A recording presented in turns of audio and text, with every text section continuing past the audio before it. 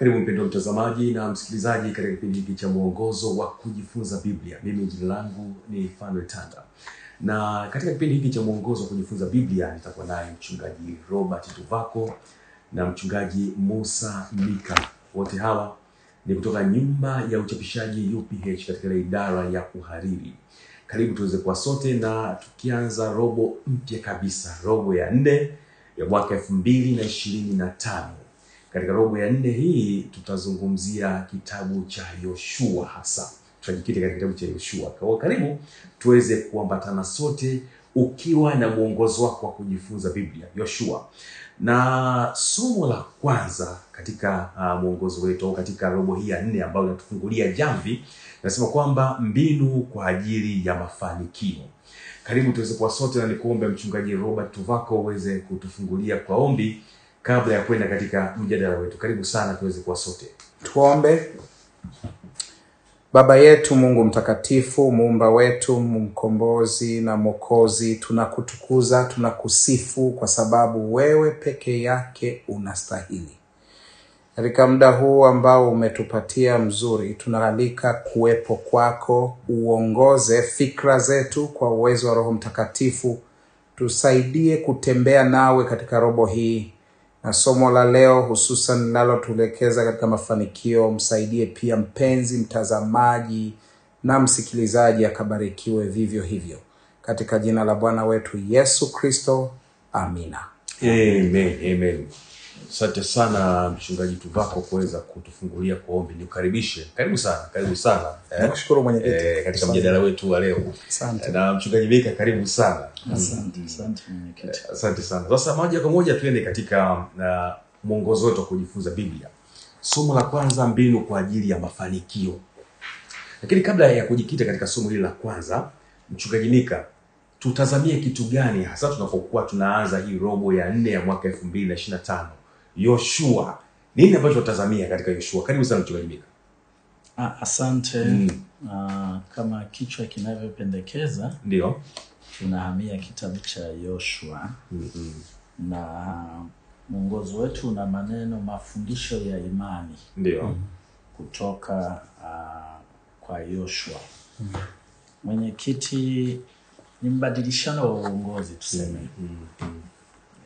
Musa mtumishi wa Mungu ameongoza Israeli miaka 40. Anakabidhi kijiti. Na viatu vikubwa. Viatu vikubwa kwa sababu ya ukaribu ambao tumeuona hasa katika mwongozo uliopita, ambao Musa alikuwa nao na Mungu. Imekuwa miaka 40, lakini Musa amewatoa wana wa Israeli kutoka nchi ya Misri, na sasa wako tu wanakaribia kuvuka. Hajawafikisha kwenye ile nchi ya ahadi. Kwa Joshua anaitwa ili aje akamilishe. Nilikuwa naona kwenye Yoshua 1:2 anasema, Musa mtumishi wangu amekufa, haya basi ondoka, vuka mto huu wa Yordani, wewe na watu wote hawa, mkaende hata nchi ni wapayo wana wa Israeli. Kwa mwenyekiti, ni jukumu hilo Joshua analopewa. Ndio. Kitu kizuri ni kwamba Mungu anatumia maneno ni wapayo. Ndio. Kwa Joshua hana haja ya kuteseka sana. Kwa sababu Mungu atawapa ile nchi. Lakini yeye ana mambo ambayo ni vizuri ayafanye. Kizazi anacho kiongoza ni tofauti. Sio kile kilichotoka Misri. Ndio. Hiki ni kizazi cha pili. Wote walikuwa na miaka pungufu ya 20 au zaidi ya 20 walikufa jangwani. Na wale waliotoka Misri wanaotajwa hapa sasa tunaweza kusema ni Musa. Lakini Musa havuki, naye amekufa. Kwa hiyo ni Caleb na Yoshua mwenyewe. Kwa hiyo utaona aina ya watu ambao anawaongoza. Lakini maneno tunayoona yakitangulia mwenyekiti katika somo, na nadhani tutayajadili mara kadhaa. Ndio. Joshua anaambiwa awe hodari. Awe hodari na hakikishe kwamba anatenda sawa sawa na neno la Bwana, kwa sababu Bwana atawapa nchi ambayo ameahidi kwamba anaenda kuwarithisha. Kwa hiyo kimsingi tunaweza kusema mwenyekiti kwamba kitabu hiki cha Joshua kinachofanya kinaelezea, nilipenda maneno ya mwandishi ukurasa wa 3 kwamba kusudio la msingi la kitabu cha Joshua ni kuelezea kuingia kwa Israeli katika nchi ya ahadi, kuishinda, kuitwaa na mgawanyo wake kati ya makabila. Kuingia, kupigana, kushinda. Baada ya kushinda, Joshua ana jukumu la kuna jaribu la kusema Joshua. Kiswahili ni Joshua. Joshua. Kimsingi yeye kitabu kinaonyesha namna ambavyo wanaingia, wanapigana na kuitwaa, wanagawanywa katika nchi inagawanywa. Ingawa hasa kusudio linalotazama ambalo nimeona mwandishi amelipendekeza pia ni kuonyesha jinsi ambavyo Mungu amekuwa mwaminifu kutimiza ahadi yake. Ni Mungu aliyeahidi na ni Mungu ambaye hatimaye anatimiza. Na hili linatupatia kitu kizuri kwamba tunapojifunza tutakumbuka na sisi tuna ahadi ya kwenda katika ile Kanaani. Ndio. Kwa hiyo tunapotazama jinsi Mungu alivyokuwa mwaminifu katikati ya uasi mwingi, yani ambao ulifikiri kila kitu kimeshindikana, lakini pamoja na hivyo Mungu akatimiza, inatuambia huyu Mungu hata hali iweje atatimiza ahadi ya kutupeleka katika nchi ile ya ahadi. Asante sana mchungaji Mika. Uwe hodari. Ni neno ambalo linatamkwa mara kwa mara katika mwongozo wetu juma hili. Mchungaji tuvako sasa twende moja kwa moja katika somo letu hili la kwanza, mbinu kwa ajili ya mafanikio, na ukianza kutupatia hasa utangulizi. Tumeshapata picha kwa mchungaji Mika, utupatie hasa utangulizi katika somo hili la kwanza. Na bila shaka utakuwa umeshakariri ile fungu letu la kukariri. Uwe hodari. Nitaka ukalia lakini ngoja nikuachie kwanza umalizie hapo. Umalizie hapo. Nilikuwa na shauku kukuona ukimalizia fungu, maana umeanza tayari. Ngoja nimalizie. Fungu letu lipo kwenye Joshua sura ya 1. Ndio. Aya ya 7 na linasomeka, uwe hodari tu na ushujaa mwingi, uangalie kutenda sawasawa na sheria yote aliyokuamuru Musa mtumishi wangu, usiache. Anasema kwenda mkono wa kuume au wa kushoto, upate kufanikiwa sana kila uendako. Yafuatayo yanaonekana kuwa ndio maswala yanayoangaliwa katika somo la juma hili. Ninashukuru kwa sababu muunganiko huu na kisa cha Musa unakuja katika namna ambayo tunamuona Yoshua akiona uwezekano. Kielelezo au kisa kinaelezwa cha mwanamuziki anaitwa Benjamin Zenda, ambaye alitoa katika darasa lake la muziki mtihani, lakini hasa aliwapatia changamoto wanafunzi. Akawaambia kila mwanadarasa aandike kwamba anaweza kupata A. Kila mmoja anaweza kupata A. Na aandike hivyo. Halafu kwa hayo majuma mawili ya kwanza ya hii kozi, aandike barua fupi inayoeleza sio kwamba anaotea hiyo A lakini kwamba kwa nini inawezekana kwake kuipata hiyo alama ya A. Na hii ilikuwa ni kwa sababu njema. Alitaka washughulike, wajifunze wakiwa wanalenga kufikia kile kiwango. Imani yao ipelekane na kusudio linaloonekana kwenye kutenda kwao. Tunachokiona katika kitabu cha Yoshua juma hili tunaangalia zaidi aya ya 1 hadi ya 9, sura ya 1. Na tunamwona Yoshua akionyesha huu uwezekano wa kuingia sasa katika nchi ya ahadi, akitimiza kile ambacho Bwana Mungu amemuitia kufanya baada ya Musa kutawala na kuongoza historia ya Israeli kwa miaka 40. Hivyo Yoshua anakuwa kama anayemalizia safari ile ndefu. Lakini malizie kwa kusema hili, ndugu mwenyekiti, tunajifunza sura mpya ya uongozi na maisha ya Israeli katika hatua ambayo inatuhusu pia hata leo. Tutaliona namna gani linatuhusu leo. Lakini kimsingi tunaona uhodari ukiitishwa kwa Yoshua, kwa Israeli, lakini pia kwetu katika kizazi chetu leo. Ndio. Asante sana mchungaji Tuvako. Nirejea tena kwako mchungaji Mika. Hapa je, kipindi cha kile tunasema cha Musa mpya. Musa mpya. Kulingana na somo la juma hili kinatufundisha nini hasa kuhusu hatua za mapito ambapo tunaweza kuziona kuwa tulizipitia hata leo? Karibu sana mchungaji Mika. Asante.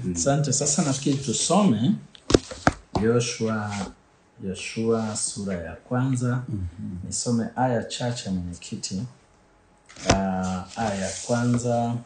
Ikawa baada ya kufa kwake Musa, mtumishi wa Bwana, Bwana akamwambia Yoshua mwana wa Nuni, mtumishi wa Musa, akasema, Musa mtumishi wangu amekufa.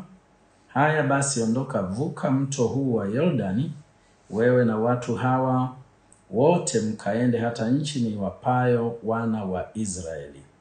Kila mahali zitakapokanyaga nyayo za miguu yenu, nimewapa ninyi kama nilivyomwapia Musa. Ndio. Tangu jangwa hili na mlima huu Lebanoni mpaka mto ule mkubwa, mto wa Frati, nchi yote ya Wahiti, tena mpaka bahari ile kubwa upande wa machweo ya jua, hapo ndipo patakuwa mpaka wenu.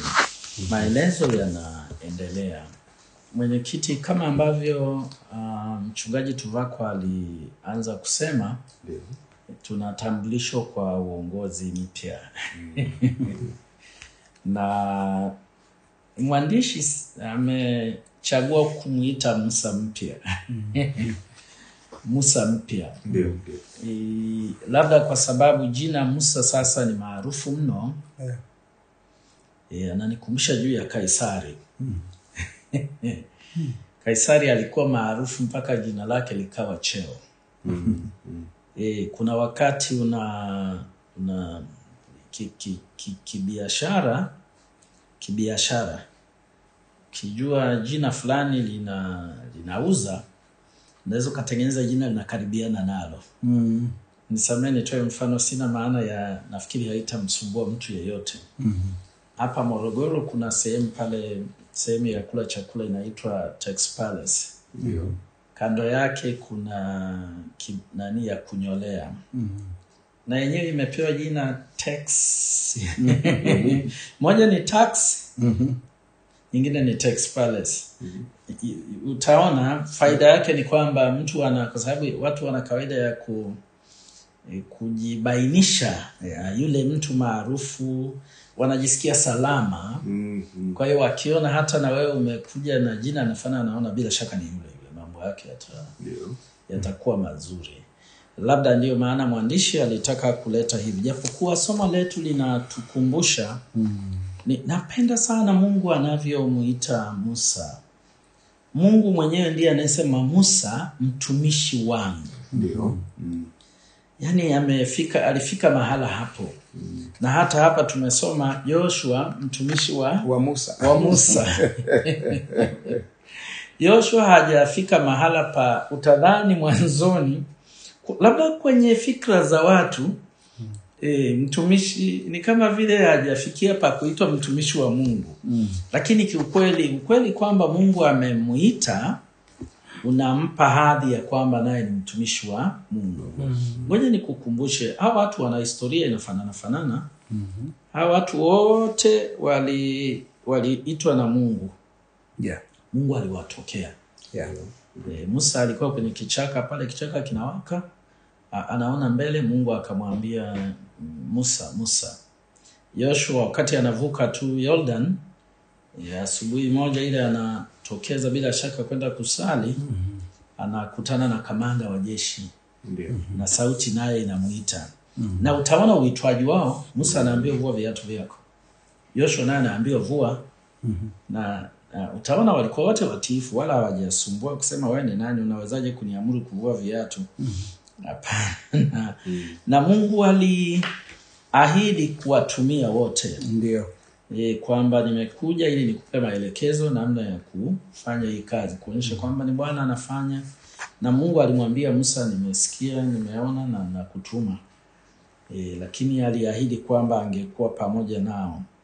Na utaona kwamba wote walikuwa na uzoefu wa aina fulani ya pekee. Nichukue tu uzoefu hasa wa kuvuka bahari ya Shamu. Walivuka wote pale, walipita katika nchi kavu baharini. Kwa hiyo walikuwa wameshuhudia muujiza wa Mungu. Yoshua amekuwa mtumishi wa Musa, akienda naye mlimani hata kama anaachwa mahala fulani. Lakini amekuwa anaona, na hata majuma machache aliyopita tulimuona anabaki kwenye hema ile ya kukutania muda mwingi. Kwa hiyo amekuwa kama anayeangalia na kushangaa. Wote waliona chakula kile kishuka kutoka mbinguni, kilitokea wakati wa Musa, kinakoma wakati wa Yoshua.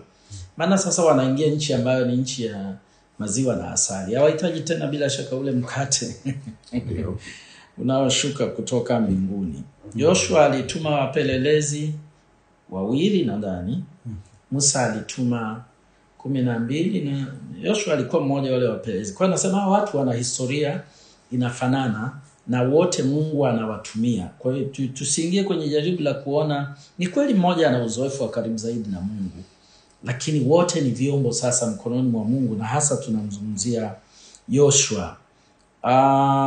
Nilikuwa nimetamani nisome, lakini nina wasiwasi na muda wako mwenyekiti. Ngoja tu nitaje vitu viwili vitatu. Moja ya vitu ambavyo vinatamkwa ni kwamba ahadi kwamba Mungu angemuondokeshea nabii kama Musa. Ndio. Inasikika kana kwamba Yoshua ndiye anachukua nafasi hii sasa. Japokuwa unapotazama Matendo sura ya 3 mstari wa 22, sura ya 7 mstari wa 37, wakati Yusufu Stefano akizungumza, utaona kabisa kwamba simulizi ya Matendo inapendekeza kwamba nabii anayetamkwa hapa ni Yesu. Ndio. Hakuwa Yoshua hasa. Hata kama huyu naye ameitwa na anachukua nafasi baada ya Musa, kama wengine wanaweza kuona matumizi ya neno hilo kwa mahala hapo, lakini ilikuwa inaenda kwa upana ule. Hata hivyo ni ukweli kwamba Mungu ndiye amemuita Yoshua na amemwambia Musa amweke mafuta kwa ajili ya kuwa katika utumishi ambao Mungu anamuita. Kitu kingine ambacho ni cha pekee mwenyekiti, jina la Musa ndio linalotawala hata sura ya kwanza. Ni mara pengine mmoja amesema mara 11, ingawa mwongozo wetu unatamka mara 10, linatajwa. La Joshua linatajwa mara 4, labda kwa sababu ile niliyoeleza mwanzoni kwamba huu ni mpito na kuna tengenezwa namna ya daraja ya watu waliomzoea Musa kuona kwamba ni, na ndio maana labda mwandishi amemuita huyu kwamba ni Musa mpya. Na wende mwandishi ameandika kwamba Joshua ni mtumishi wa Musa, na inawezekana itamchukua maisha yake yote kufikia hadhi ya kuitwa mtumishi wa Mungu. Ni sawa na kusema ana safari ndefu ya kujenga uhusiano wa karibu na Mungu, lakini naweza kuhakikishia ana thamani mbele za Mungu kama alivyokuwa Musa. Hata hivyo, mwenye mhusika mkuu katika sura hii na katika sakata hili lote sasa ni Mungu. Ni Mungu aliyemuita Musa na akafanya naye mpaka hapo, na ni Mungu anayemuingiza Joshua katika nchi ya ahadi na atafanya naye. Kwa hiyo kimsingi jina au kinachozungumzwa zaidi hapa ni Mungu ndiye ambaye atafanya. Yoshua tu anaambiwa akae mkao wa kwenda na Bwana ili aone Bwana anavyofanya katika kuwapa watu wake ahadi. Labda hii inatuambia nyakati zingine tunapitia mpito kwa kuwa na viongozi hata kanisani. Ndio. Kitu kizuri ni kwamba Mungu aliyekuwa na wale wengine ndiye anayekuwa hawa katika kutimiza kusudi lake jema. Kwa hiyo tusibabaike wakati mwingine, ila tu wale wanaoitwa watende kama Bwana alivyosema. Asante sana Mchungaji Mika kwa kutueleza Musa mpya. Mchungaji Tuvako, nirejee tena kwako. Kitabu cha Yoshua kinaonekana kuonesha kuna vitu pale vinne, na kwa Kiswahili fasaha ambacho tunakitumia nchini Tanzania tunaweza tukasema vile ni vitenzi vile. Kuna vitenzi vinne ambavyo tunaviona pale kitabu cha Yoshua. Kitenzi cha kwanza ni vuka.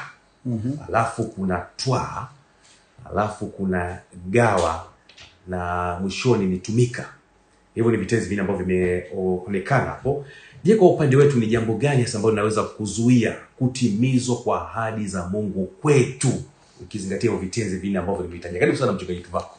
Nakushukuru ndugu mwenyekiti, nimshukuru tena Mchungaji Mika kwa kutupitisha kwa Musa mpya huyo. Ndio.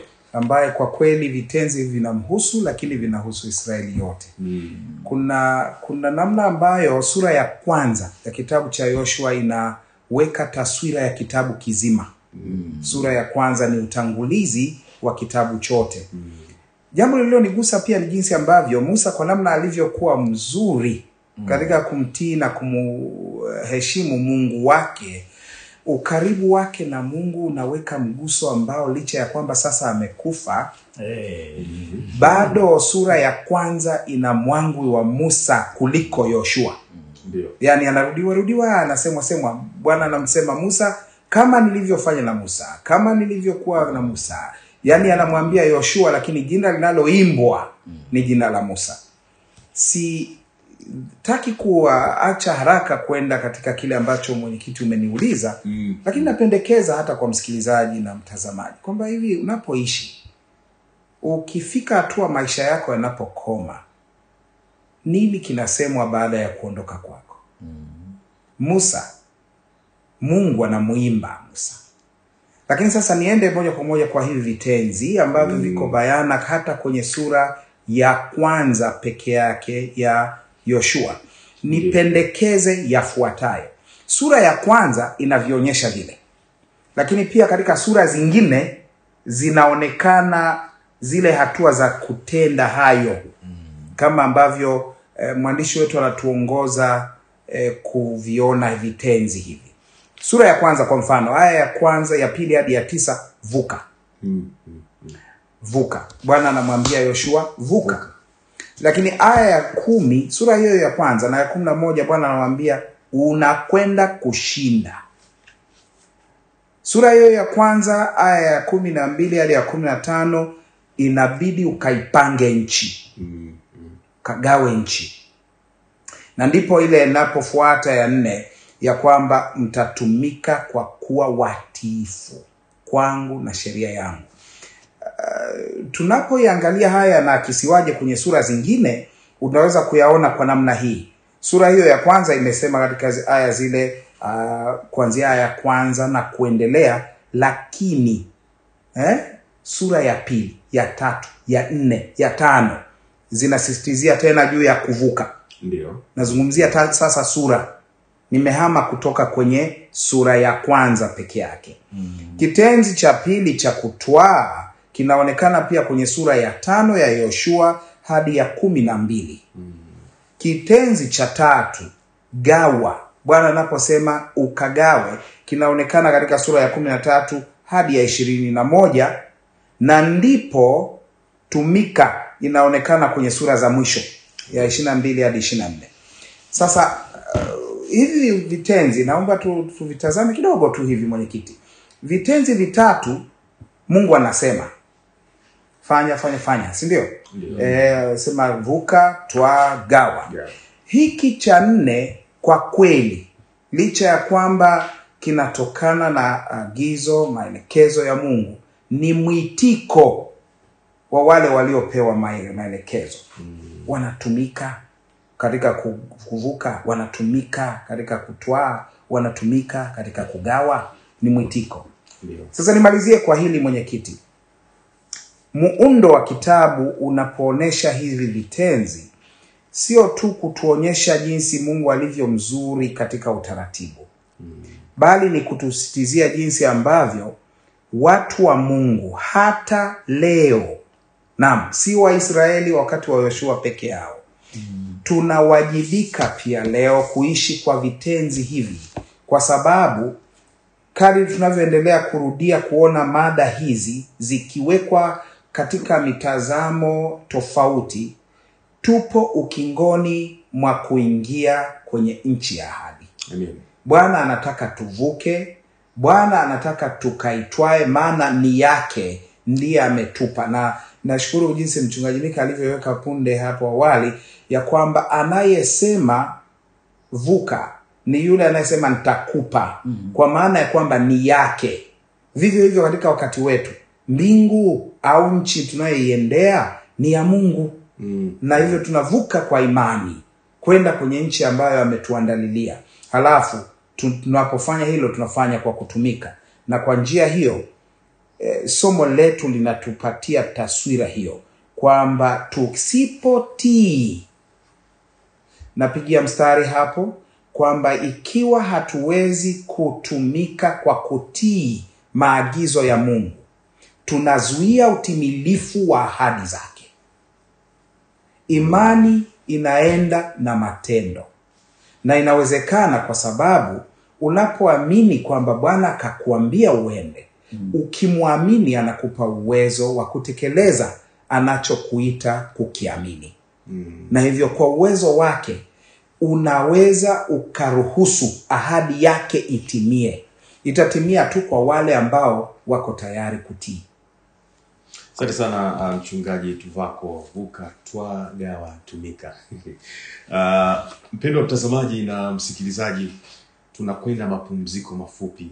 Tukirejea tena tutaweza kuendelea katika somo letu hili la kwanza katika robo ya 4 ya mwaka 2025 kuhusiana na mbinu kwa ajili ya mafanikio. Endelea kubaki nasi na endelea kutazama Channel Tanzania.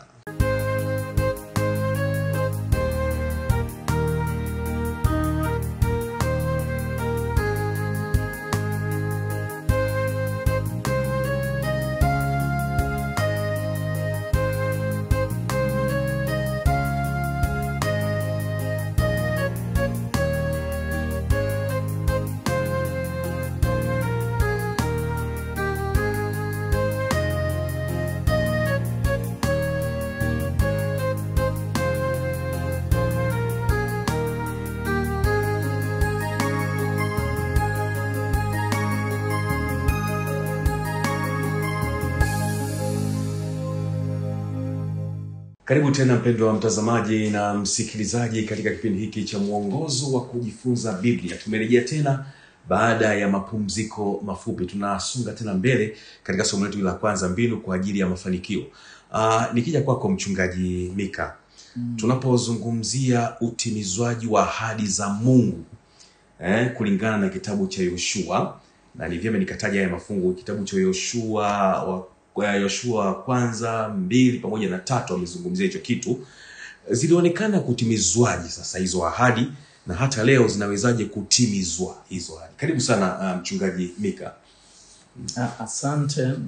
Nafikiri ingawa tutaisoma tu mara kadhaa, ndio, lakini kwa faida ya kupata maneno yale yaliyotumika vizuri, naomba nisome aya ya 2 na ya 3. Akasema, mtumishi wangu amekufa. Haya basi, ondoka, vuka mto huu wa Yordani, wewe na watu hawa wote, mkaende hata nchi niwapayo. Ndio. Niwapayo wana wa Israeli. Inaonekana kama anawapa. Alafu fungu la 3 anasema, kila mahali zitakapo pakanyaga nyayo za miguu yangu nimewapa ninyi. Hiyo ameshawapa, ile nyingine alikuwa anawapa. Mwenyekiti, ni kweli kwamba hizi aya mbili zinaleta mitazamo ya aina mbili. Ndio. moja inaonekana kuna ambacho bado anawapa. Kuna nyingine anaonekana anawaambia amekwisha wapa. Na ilinikumbusha kwamba mahala walipo wapo ng'ambo ya Jordan, hawajavuka na ndio naambiwa wavuke. Hapa ng'ambo kuna nchi ambayo makabila yale 2.5, Manase na yale mengine, walikuwa wamekwisha kutwaa ile. Na japokuwa Musa aliwaambia msije mkaacha wenzenu wakaenda kupambana wenyewe. Kwa hiyo utaona kimsingi kama ni kwamba kuna eneo ambalo limekwisha kutwaliwa ni eneo hili na Mungu amewapa. Unajua napenda ile aya ya Kutoka 20 na kama nimekumbuka 23. Napenda sana jinsi ilivyowekwa. Kuna siku pastor alizungumza sana hapa kwenye mjadala. Bado ninaikumbuka ninapokutana na hii. Na 23 aya 27 na 28, sura ya Kutoka 23 anasema hivi.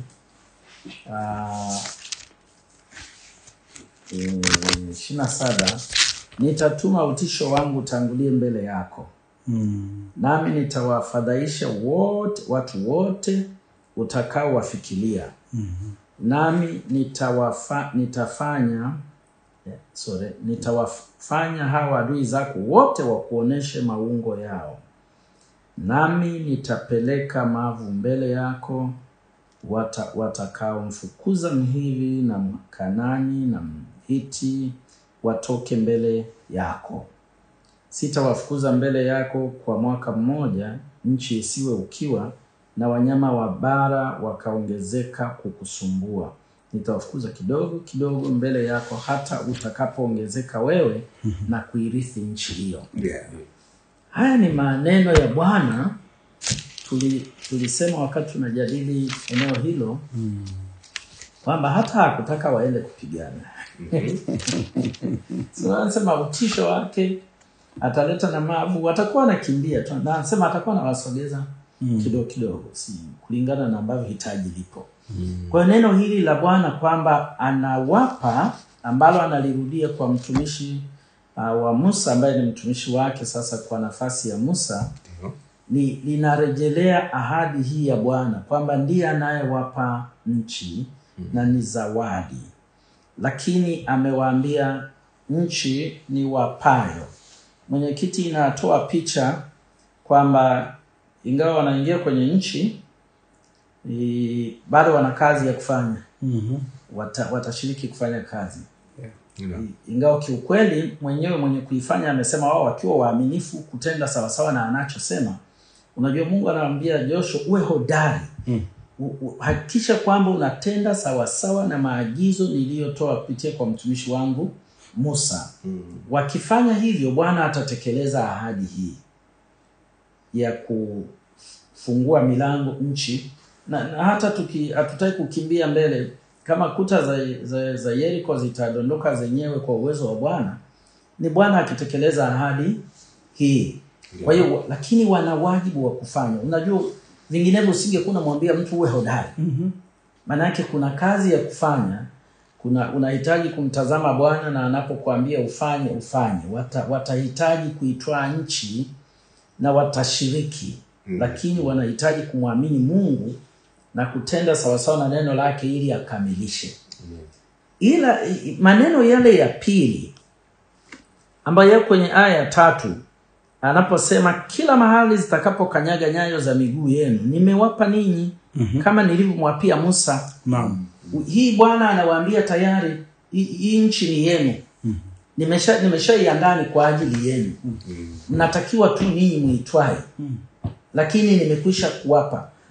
Ukiyafasiri haya vizuri utasema Bwana anataka wawe na uhakika usione hata chembe ya mashaka kwamba ile nchi tayari ni yao. Hao wengine Bwana atawatoa. Na kwa hiyo si kwamba Bwana anasema nitawapa alafu nimewapa kana kwamba anajichanganya. Anawahakikishia kwamba hii nchi ni yenu, ikiwa mtatenda kama vile ambavyo nitakuwa nimeelekeza, ninyi mtakula haya mema ya nchi. Labda nisome ya 4, tangu jangwa hili la milima huu. Ukisoma ya 4 mpaka ya 6 pale ni kama anaeleza mipaka ya maeneo ambayo tayari Bwana mwenyewe ameshatamka. Na kama anatamka, hata wewe unajua kwamba atatupa mpaka pale. Hilo ni jambo zuri ambalo lilikuwa liko pale. Lakini mwenyekiti, nitumie neno lakini, walichohitaji zaidi ni uwepo wa Bwana katikati yao katika kutenda. Amina. Kwa sababu Bwana ndiye anaye, maana asipokuwepo atawafukuzaje wale sasa utisho wake. Napenda Biblia inavyozungumza. Mungu anatupatia karama kwa mfano. Lakini zile karama zinatumika vizuri kama tunamruhusu yeye azitumie ndani yetu. Hatupatia alafu tukamwambia samahani, umeshanipa, niache sasa, nitatumia ninavyoona. Hapana. Maisha haya ya kiroho Mungu ndiye anayetenda. Kwa hiyo Yoshua, na si Yoshua tu, pamoja na hawa, maana unaona maneno yaliyotumika ni ya wingi, ni wapayo. Nimekwisha kuwapa. Kwa hiyo anazungumzia taifa lote la Israeli. Kwamba watakapo hakikisha kwamba Bwana yuko pamoja nao. Ahadi hii ilitegemea uwepo wa Bwana. Ni ahadi ya kuhakikishia kwamba wamepewa, lakini inahakikika au inatekelezeka kama wao wamehakikisha kwamba uwepo wa Bwana uko pamoja nao. Na hii mwenyekiti inapendekeza, Yesu ametuahidi pia, ametuahidi nchi ile ya ahadi. Ndio. Na ametuambia sisi ni washindi, ni zaidi ya washindi, lakini inategemea uwepo wake katika maisha yetu. Asante sana mchungaji Mika. Mchungaji Tuvako. Naam. Uwe hodari na moyo wa ushujaa. Uwe hodari na moyo wa ushujaa. Hiyo kauli hiyo. Na uwe hodari inatumika sana kwenye kitabu cha Yoshua. Kwanza, uwe hodari na moyo wa ushujaa. Kulingana na somo letu, kauli hiyo inaweza kumaanisha kitu gani hasa kwa muktadha wa somo letu la juma hili? Karibu sana mchungaji Tuvako. Ninakushukuru. Kuna namna ambazo uwe hodari inatajwa sura ya kwanza mara 4. Kulinganisha hata na jinsi ambavyo ungeiona ikitajwa kwenye sura zingine. Ndio. Inatajwa mara nyingi zaidi hapa. Ni kauli anampatia Yoshua kwa sababu niunge pale ambapo mchungaji Mika alipozungumzia muda mrefu uliopita, jinsi ambavyo Yoshua alikuwa anavaa kiatu kikubwa. Anavaa kiatu kilichovaliwa na Nabii Musa. Ambaye anasemwa pale kwenye Kumbukumbu la Torati, inawezekana hata hakuwa nabii wa kawaida. Sasa unapomuona Yoshua anaingia kwenye, wakati fulani tulipokuwa tunaijadili hii sehemu katika muktadha tofauti, tulikuwa tunashangaa, tunasema kumbe wakati mwingine ni bora mtu angeingia kwenye kiatu cha mtu aliyekuwa dhaifu.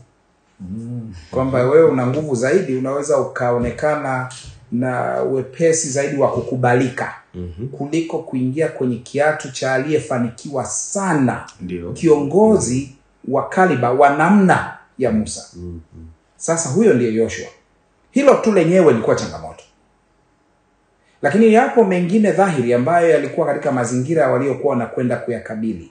Kwa mfano, wanakwenda kukabili Wakanaani ambao miji yao ilikuwa na kuta imara, zimeinuka vizuri, thabiti. Kuta ambazo hata maadui walipokuwa wakitaka kushambulia walikuwa wanaona ni jambo gumu sana. Mwandishi wetu anatuongoza kuona hii historia ya kwamba hata dola ya Kimisri ambayo ilionekana kuwa na nguvu sana hata za kijeshi za wakati huo, ungeweza kusema ndilo taifa kubwa la kidunia la wakati wa Yoshua, walikuwa hawawezi kudiriki kushambulia kuta za miji ya Kanaani. Sasa hapa Yoshua ana Israeli ambao ni wahamahamaji tu, wanasafiri njiani. Wametoka kwa imani kule Misri, wamevuka kwa muujiza wa Mungu, wametembea. Sitaki kupunguza uzito wa muujiza wa Mungu, lakini nazungumzia uhalisia wa hawa watu. Naam. Ambao Mungu mwenyewe anasema taifa ilikuwa dogo tu. Niwatoa huko, ni wabeba kama kwa mbawa za tai. Hawa ndio wakavamia hizi kuta za Kanaani. Kibinadamu hiyo changamoto ni kubwa mno kwa Yoshua, haiwezekani. Hawana hata silaha ambazo zinalingana na changamoto ambayo wangekabiliana nayo katika wakati wao. Ndio. Na hivyo katika mazingira haya yote, historia inatudhihirishia ya kwamba Yoshua alikuwa anakabiliana na changamoto iliyokuwa ngumu mno kwake kuikabili, kuiweza, kuimudu, kuishinda. Sasa hapa tunachokiona, naomba nisome ibara ya kati kisha nitasoma aya ambayo nadhani mwenyekiti inanipendekezea kwamba inatuhusu sana wakati wetu leo. Licha ya hivyo, wito wa kuwa hodari na moyo wa ushujaa hauhusishwi hapa na hamasa ya vita tu au mikakati ya vita. Ushujaa au ujasiri na nguvu vinahitajika katika kudumu katika uaminifu kwa Torati na matakwa yake mahususi ambayo ilibainishwa katika agano la Israeli na Yahwe, yani Bwana Mungu muumba. Inatuhusuje leo? Waefeso sura ya 6, nisome mwenyekiti. Ndio. Hizi aya nadhani ni muhimu sana kwetu, kama ilivyo Yoshua 1 fungu la 7 hadi la 9. Waefeso sura ya 6 na ninasoma aya chache. Ninasoma aya ile ya 10, alafu tuone zile lugha za kisasa.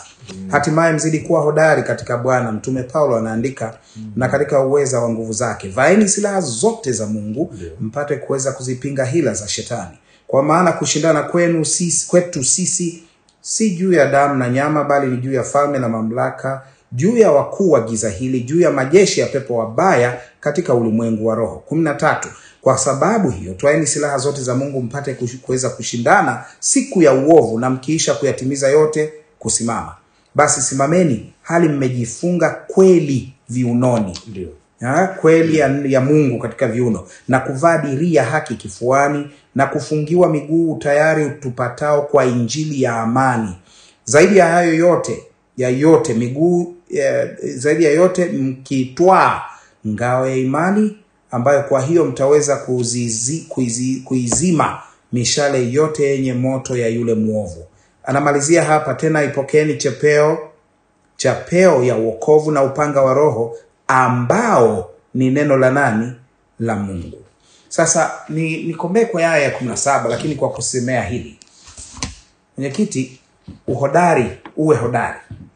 Kulingana na mtume Paulo anavyotoa mwangwi wa kile ambacho Yoshua aliambiwa kwenye sura ya 1. Neno la Mungu. Ndio. Leo sisi ni neno la Mungu.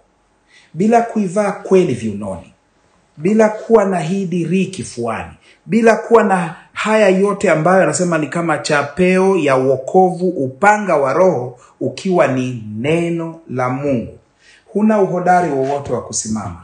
Uhodari wetu umo katika neno la Mungu, na hivyo changamoto yetu tunayosimama nayo kilinganisha na Yoshua wakati ule akisimama dhidi ya Wakanani, leo ni kumjua Bwana vema kiasi cha kutosha cha kumtumainia yeye na ahadi zake kwetu. Na hiyo ndio sababu zaidi ya jambo lingine lolote tunahitaji uhusiano huo binafsi na yeye. Ninakushukuru sana mchungaji Tuvako, uwe hodari. Kuwa na tafakari kwa makini. Nirejea tena kwako mchungaji Mika. Katika somo letu la juma hili kuna tofauti fulani ya maneno hayo, ningetamani pia utueleze katika kuweza kufanikiwa na kustawi.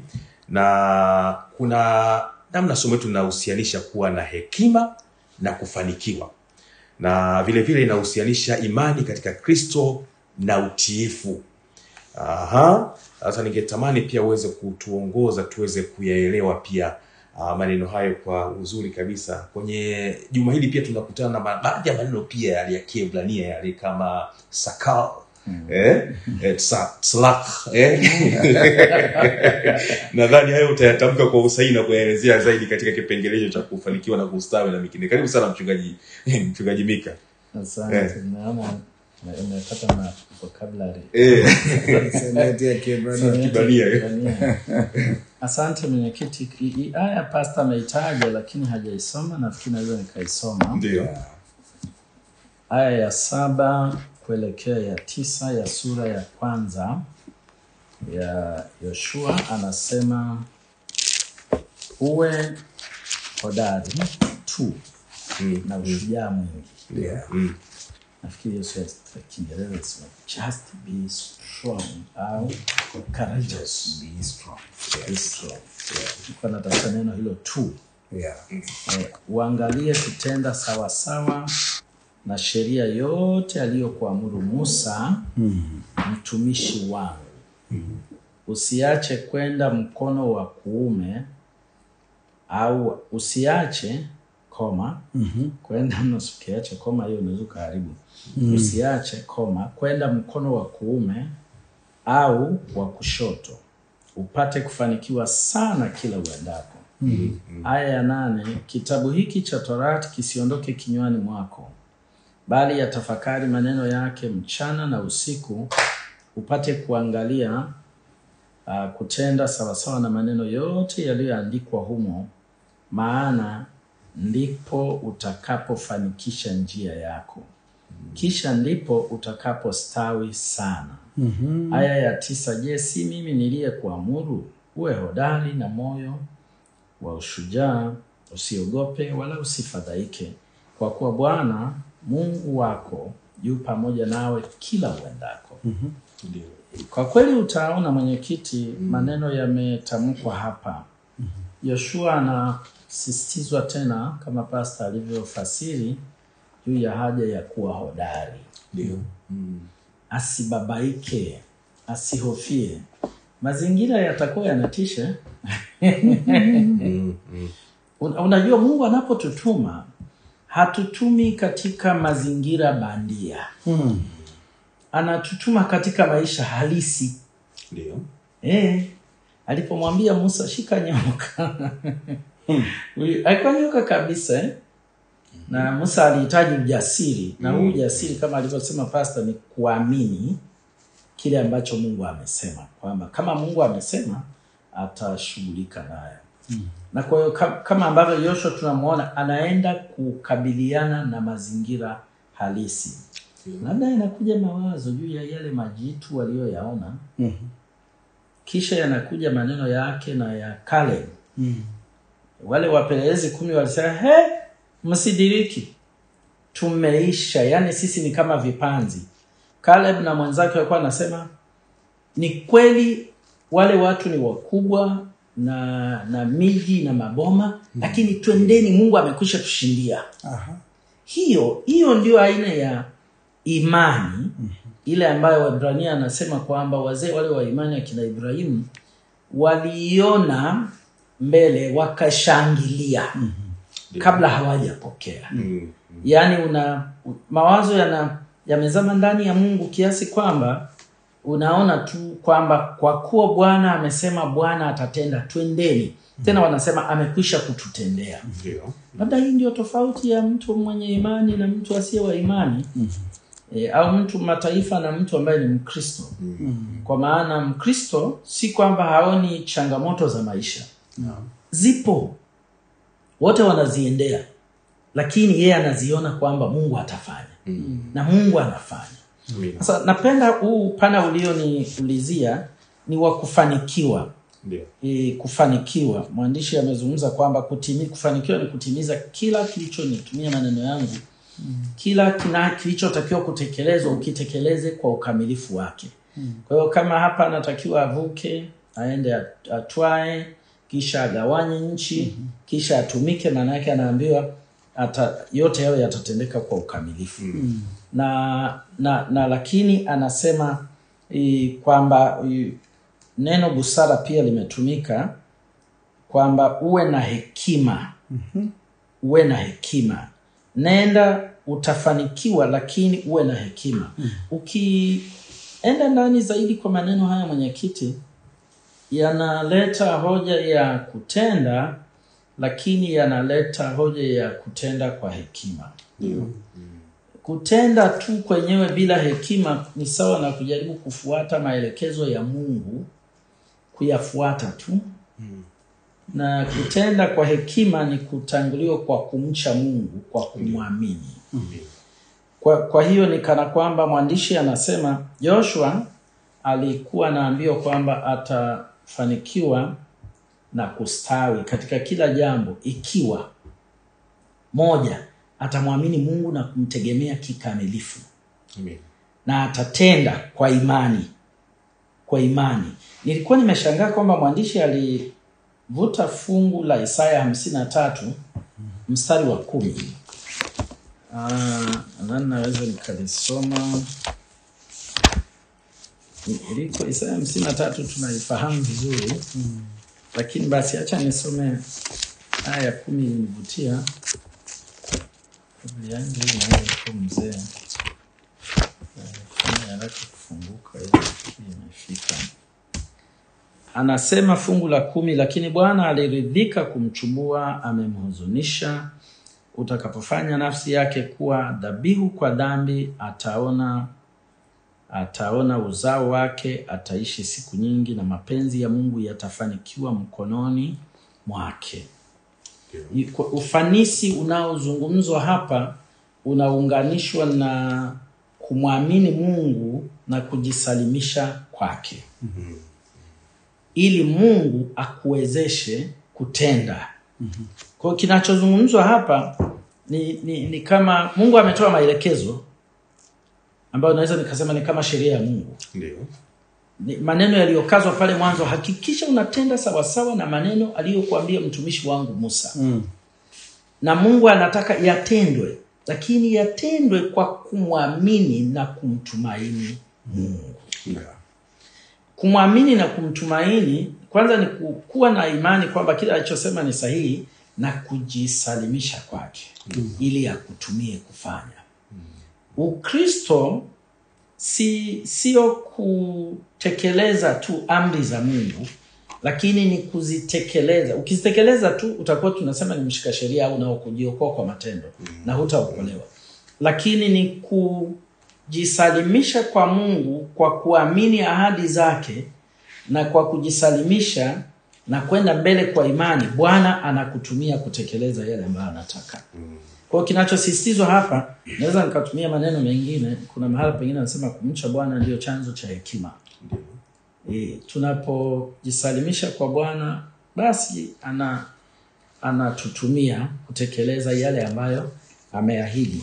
Joshua anachoambiwa ni kwamba usiende kupigana kwa kutumia njia za kibinadamu ambapo unafanya mwenyewe. Nenda ufanye kwa kutumia njia ya Mungu ambapo utajisalimisha kwake, utamwamini Mungu na kumtumainia, na utatenda kila unachotenda sawa sawa na maelekezo yake. Onyo ni kwamba usije ukasema kwa mimi nimejisalimisha kwa Yesu, nimemwamini, sina haja na kuhangaika tena na amri za Mungu. Ukweli ni kwamba amri na neema zinaenda pacha. Kwa hiyo ikiwa umejisalimisha kwa Mungu, Mungu atakuwezesha kutekeleza amri zake. Shukuru sana. Mchungaji Tuvako, tunapofikia ukingoni kabisa mwa kipindi hiki cha mwongozo wa kujifunza Biblia, kwa kuzingatia mbinu za mafanikio ambazo leo tumeziona na tumejifunza, mtu anawezaje kufanikiwa kuokolewa katika Kristo Yesu leo? Karibu mchungaji Tuvako. Nakushukuru mwenyekiti. Katika ufupi wa somo la leo ninaanzia pale ambapo tumekuwa tukiparudia mara kwa mara.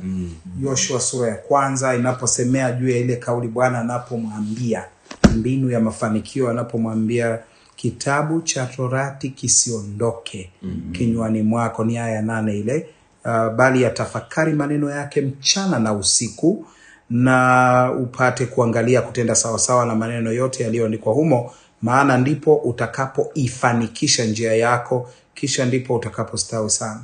Hivyo kwa mpenzi mtazamaji na msikilizaji pamoja nami, kila mmoja wetu tunawajibika ili tufanikiwe katika kuona huo ushindi leo. Neno la Mungu lisitoke machoni petu, ratiba zetu zionekane hivyo. Nilipenda kauli ilivyowekwa kwenye ukurasa wa 11 wa mwongozo wetu, jinsi ambavyo ahadi ya Mungu imekusudiwa kwa ajili ya mtu binafsi. Na hivyo ile Yohana 3:16 inanukuliwa kwa namna ya nafsi ya kwanza. Anaposema kwa maana jinsi hii Mungu aliupenda ulimwengu hata akamtoa mwanawe pekee ili mimi nikiamini nisipotee bali niwe na uzima wa milele. Uzoefu huu unakuja kwangu binafsi. Tupo katika vipindi vya mpito, iwe ni katika mazingira ya kikanisa, ya kijamii, mambo ya uchaguzi yanapotokea. Mungu anataka kuongoza watu na anahitaji watu walio tayari kuongozwa na yeye, kwa namna ambayo wanapoongozwa hivyo jamii itakuwa na furaha ya kuwa naye kati yao. Na mafanikio halisi sio kuwa na fedha na hali ya uchumi kubwa, lakini haya mafanikio halisi ni ya kuwa na Mungu katika maisha ya watu. Mengine yote yanapokuwepo yanakuwa na amani, kwa sababu Mungu ndiye kiini cha mafanikio na amewekwa kati.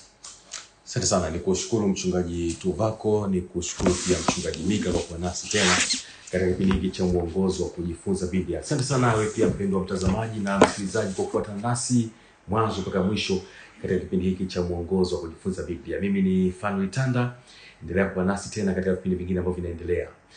Ni kuombe mchungaji Mika uweze kutufungia kwa ombi kipindi chetu hiki cha mwongozo wa kujifunza Biblia. Karibu. Tuombe. Mungu wetu mtakatifu, tunakutukuza tena kwa mjadala wa leo. Asante kwa neno lako hili Baba, linalotufundisha mbinu za kufanikiwa. Asante kwamba popote pale ulipotuita, unapotupeleka, ni wewe utakayetufanikisha. Kwa hiyo tunaomba kwamba utusaidie kukuamini, utusaidie kulijua neno lako, na kulijizoeza kufurahia kukaa kwalo, ili tujue yale yaliyo mapenzi yako, lakini tuimarishe mahusiano tunawe. Kama ulivyoifanikisha Israeli kuingia katika nchi ya ahadi ya Kanaani, tufanikishe katika maisha yetu ya kila siku, na utufanikishe pia kuingia katika nchi ile ya ahadi ya mbinguni ulioenda kuandaa kwa ajili ya watu wako. Tupatie Roho wako atusaidie kutafakari maneno haya. Mbariki mpenzi mtazamaji na msikilizaji katika jina la Yesu. Amina. Amina.